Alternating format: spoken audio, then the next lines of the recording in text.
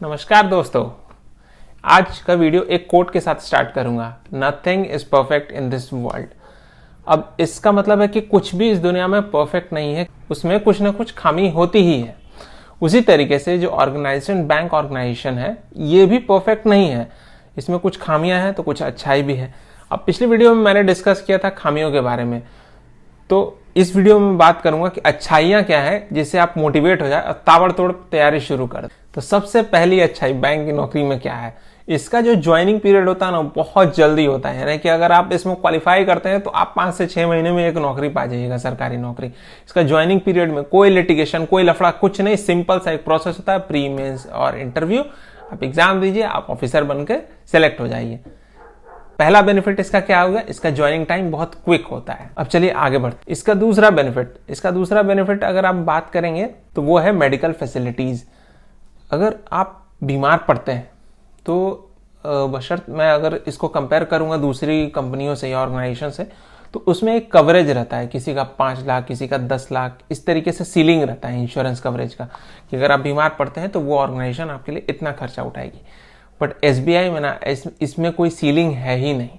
इसमें आप कितना भी बीमार पड़ जाए, जो भी कॉस्ट होगा वो आपका ऑर्गेनाइजेशन आपके लिए बेयर करेगा।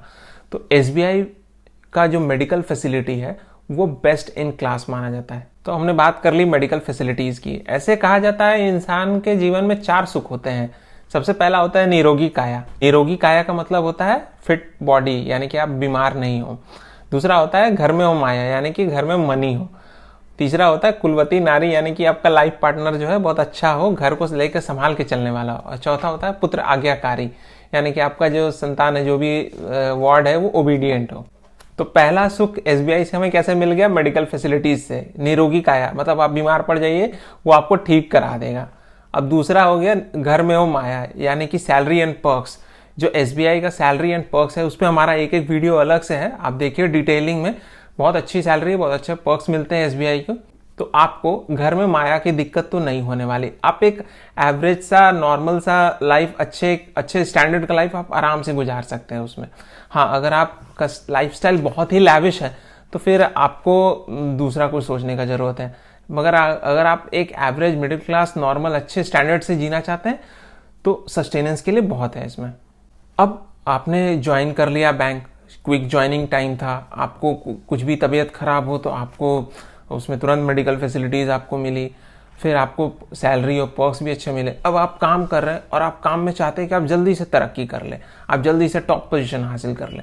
तो जी हाँ, एसबीआई या बैंक उसमें बहुत ही अच्छे हैं, वो आपको बहुत ही अच्छा प्रमोशन देते हैं। एक स्टेटिस्टिक्स है कि अगर आप एसबीआई में एज ए पीओ सेलेक्ट होते हैं तो ऑन एन एवरेज एक पीओ एटलीस्ट 6 प्रमोशंस लेता है, यानी कि वो एटलीस्ट स्केल 6 तक पहुंच जाता है। अगर वो नॉर्मल एवरेज पर्सन है तो बहुत अच्छा है। तो जितने भी आज तक एसबीआई के चेयरमैन हैं they are all probationary officers. तो अगर आप बहुत अच्छे हैं तो स्काई इज द लिमिट, और अगर आप एवरेज हैं, एवरेज हासिल करते हैं तो एटलीस्ट आप 6 प्रमोशंस पा ही लेंगे बैंक में। अब आपने प्रमोशन ले लिया, अब आपका मन कर रहा है मुझे घर लेना है, मुझे गाड़ी लेनी है, या मुझे मेरा जो एग्जिस्टिंग गाड़ी है उसको अपग्रेड करना है। तो बैंक में उसकी भी फैसिलिटी बहुत अच्छी है और ये जो है बेस्ट माना जाता है बैंक की फैसिलिटीज में। क्यों? क्योंकि यहाँ पे आपको जो लोन है वो बहुत ही कम ब्याज दर पे आपको मिल जाता है। अगर आप होम लोन की बात करें तो वो आपको मिलेगा 5% सिंपल इंटरेस्ट। अगर आप कार लोन की बात करें तो आपको मिलेगा 5% simple interest. On an average एक पीओ अगर जो सेलेक्ट होता है एज ए जीएमजीएस 1 स्केल 1 पे एज ए सेलेक्ट होता है, उसकी एलिजिबिलिटी है ₹1.20 करोड़ तक वो हाउसिंग लोन ले सकता है, डिपेंड कि उसकी सैलरी कितनी आ रही है। और उसी तरीके से उसकी कार लोन की एलिजिबिलिटी होती है 15 लाख, यानी कि वो 15 लाख तक की गाड़ी अफोर्ड कर सकता है। और उसका जो इंटरेस्ट होता है वो बेयर मिनिमम होता है, आराम से आप अफोर्ड कर सकते हैं। चलिए, हमने गाड़ी ले लिया, घर ले लिया, अब बात करते हैं एक आईफोन की। तो बैंक में एक इंटरेस्ट फ्री लोन भी होता है, वो 10 महीने के लिए होता है।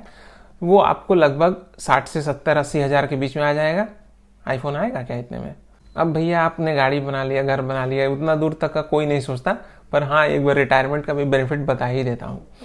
इसके रिटायरमेंट में क्या बेनिफिट है कि आपका जो सैलरी से ना पीएफ भी डिडक्शन होता है और एनपीएस भी डिडक्शन होता है। पीएफ होता है प्रोविडेंट फंड और एनपीएस होता है न्यू पेंशन स्कीम।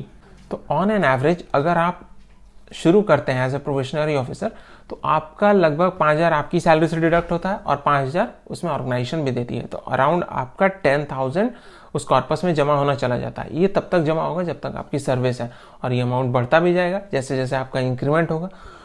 उसी हिसाब से जो एनपीएस होता है वो अराउंड 8,000 आपसे डिडक्ट होता है, और 8,000 से ज़्यादा यानी 10-11,000 ऑर्गेनाइजेशन देती है। उतना कॉर्पस आपके अकाउंट में जमा होते रहता है और वो आपको मिलता है आफ्टर रिटायरमेंट। तो एक अच्छा हैंडसम अमाउंट हो जाएगा अगर आप रिटायर करते हैं। यानी कि अगर आपने जीवन में जो भी आपने कमाया, अगर आपने जमा पूंजी जो भी कमाई, अगर आपने उड़ा भी दिया तो भी आपको रिटायरमेंट के बाद उसका अफसोस नहीं होगा, क्योंकि आपको एक अच्छी इनकम मिल जाए। अब जो अभी तक का है ये आपके लिए है, पर अभी जो मुझे सबसे इसमें अच्छा लगता है वो है सोशल वर्क। मैं सोशल वर्क इसलिए कह रहा हूं क्योंकि मैंने लोगों की जिंदगियां बदली। एक व्यक्ति, उसके पास कोई पूंजी नहीं, उसके पास कोई नौकरी नहीं, उसके पास कोई घरेलू संपत्ति नहीं, वो बेचारा हिम्मत करके मेरे पास आया कि सर मुझे कुछ बिजनेस स्टार्ट करना है, मुझे आप कुछ लोन दे दीजिए। और मैंने उसे दिया, और आज वो बिजनेस को बड़ा कर करके वो एक अच्छा लेवल पे पहुंच गया है। उसकी लोन की शुरुआत हुई थी 2 लाख से, और आज उसकी हैसियत इतनी है कि वो 10 लाख का लोन अफोर्ड कर रहा है। तो मैंने उसकी ज़िंदगी एक तरीके से बदली है, मैंने हेल्प किया उसे। एक इसी तरह से एक स्टूडेंट आया एजुकेशन लोन के लिए। एजुकेशन लोन के लिए उसने जितनी हिम्मत दिखाई, मैंने भी उसका साथ दिया कि नहीं मैं उसका साथ दूंगा। उसने पढ़ने के लिए कदम बढ़ाया है, मैं उसका कदम पीछे नहीं हटने दूंगा। मैंने उसका एजुकेशन लोन सैंक्शन करवाया। तो इस तरीके से आप लोगों की ज़िंदगियां बदल सकते हैं। और ये एक तो छोटे छोटे किस्से, ऐसे कई सारे किस्से हमारे साथ रोज़ होते हैं, और हम रोज़ लोगों की ज़िंदगियां बेहतर बनाने की कोशिश करते हैं।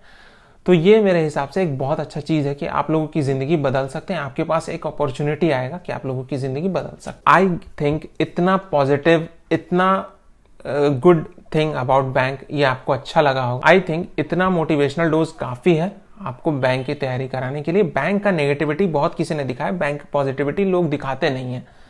तो मैंने बताया बैंक में क्या क्या पॉजिटिव आपको मिलता है।